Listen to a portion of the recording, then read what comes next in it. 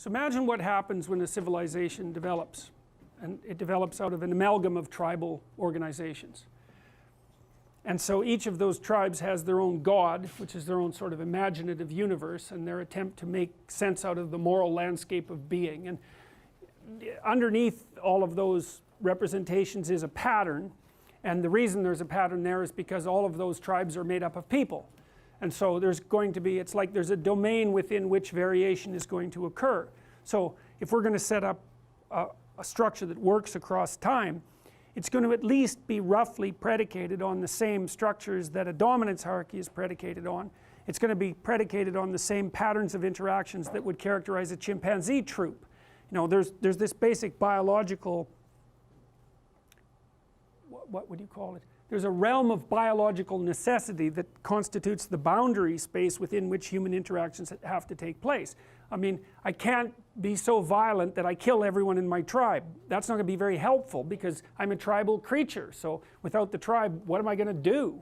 And so I have to be vaguely acceptable to other people, because otherwise they'll kill me. Even if I'm really, really powerful, they'll take me down. And so because I have to deal with you and you and you and you and you, we're going to modify each other continually and within parameters. Now the parameters are wide, but they're not non-existent. And you know, you can see what those parameters are genuinely if you look at something like a wolf pack or a chimpanzee troop, because those are stable across, really, the structure itself is stable across at least hundreds of thousands of years, if not millions of years. And so so Frans de Waal shows, for example, that with the chimpanzee troops, if you have he studied them mostly at the Arnhem Zoo, and I would recommend his writings highly. De Waal, D-E-W-A-A-L. He's interested in prototypical moral behavior among chimpanzees. It's a very interesting study. And what he's showed, for example, is that if you have a particularly, the dominant dominance hierarchy in chimpanzees is male. There's a female dominance hierarchy too that overlaps the male, and some of the females are more dominant than many of the males. But the fundamental structure looks like it's patriarchal, roughly speaking, among chimpanzees. If you put a really rough, tough, barbaric, brutal dictator chimpanzee at the top, his reign tends to be unstable and violent because he isn't good at negotiating social support, and so he doesn't have any. And so that means two chimpanzees that are friends can take him out, and so that's what happens. And so the despot chimp is an unstable leader.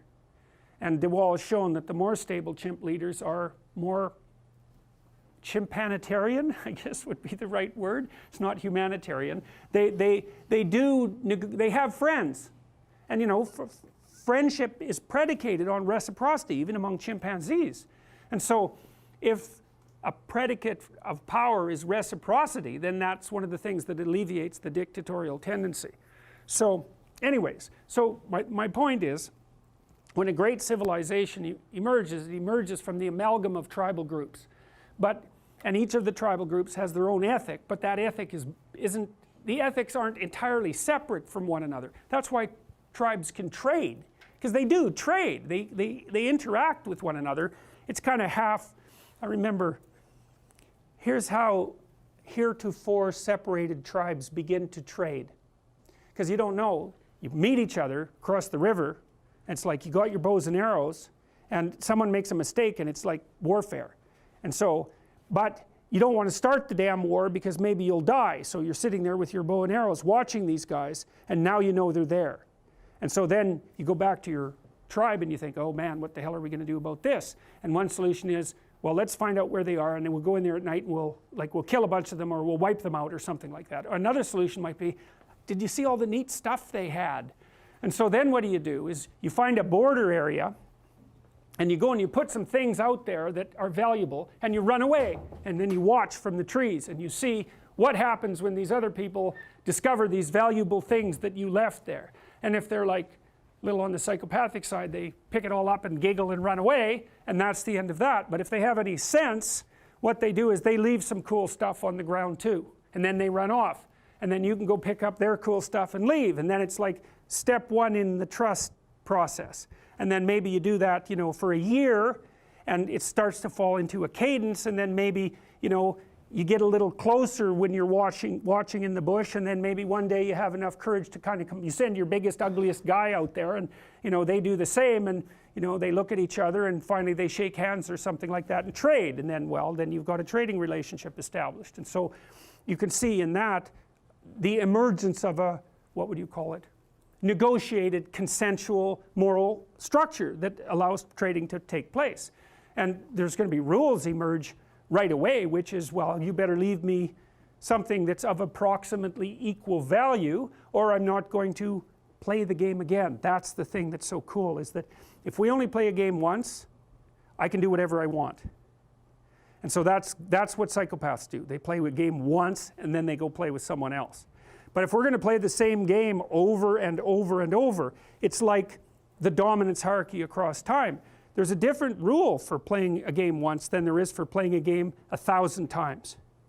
And if we're in a relationship, the game we want to play is one that can be duplicated 1,000 times. And there's really tight constraints on that. And so that's the origin, that you could consider that the biological, it's not even biological exactly, it's predicated in biology, but it's a consequence of continual interaction. The ethic emerges. It's like the rats that I told you about, that the rats that play with each other. The big rat has to let the little rat win 30% of the time, or the little rat won't play anymore. And so, because the little rat, that's the biological framing. The limitation is the little rat doesn't want to lose all the time. That just produces negative emotion. It's not fun, it's not motivating. So why would the little rat go play again? So the constraints on our interactions are our biological constraints, and they manifest themselves in a patterned way across time. And there isn't any difference between you and me interacting across time than there is between you and me acting, say, in the next hour or so with everyone in this room. It's the same thing. It's just continual human interactions, and ethic emerges from that.